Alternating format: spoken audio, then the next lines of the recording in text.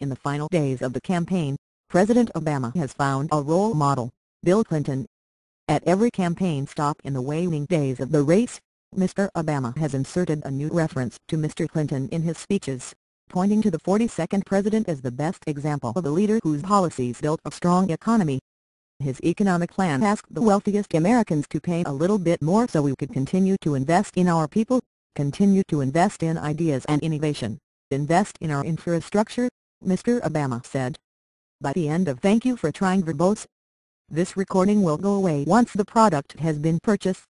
President Clinton's second term, America had created 23 million new jobs, and incomes were up and poverty was down, and our deficit became the biggest surplus in history.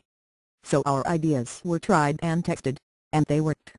He doesn't mention that Mr. Clinton's tax hike in 1993 was the largest in U.S. history, raising the top marginal rate to 39.6%, adding a 4.3 cent per gallon gasoline tax, it removing the cap on the 2.9% Medicare payroll tax, increasing the taxable portion of Social Security benefits and raising the top corporate income tax rate to 35%. The economy. Thank you for trying verbose. This recording will go away once the product has been purchased. Grew at a respectable rate of 3.2%, but hourly wages stagnated. Mr. Obama also leaves unstated that his own economic policies have yet to produce strong growth. The president is calling attention to the Clinton economy to draw a contrast with Republican rival Mitt Romney. Mr. Obama portrays Mr. Romney as the anti-Clinton, who would cut taxes on the wealthy and thereby increase the burden on the middle class, policies that he blames for creating the recession. A spokesman for the Romney campaign said Mr. Obama is reaching back to the Clinton presidency because his own Thank You for Trying verbose. This recording will go away once the product has been purchased. Leadership hasn't produced enough jobs. President Obama is trying to run on Bill Clinton's record because, after 4 years in office, middle-class Americans aren't better off under his leadership, said Romney spokeswoman Amanda Henneberg. Jobs and incomes have declined, while the nation's debt and deficits are up. As inconvenient as it might be for President Obama, it's time for him to run on his own record, not the record he wished he had. The president and former president have not always embraced each other. When Mr. Obama was running against Mr. Clinton's wife, Hillary Rodham Clinton, for the Thank You for Trying verbose. This recording will go away once the product has been purchased.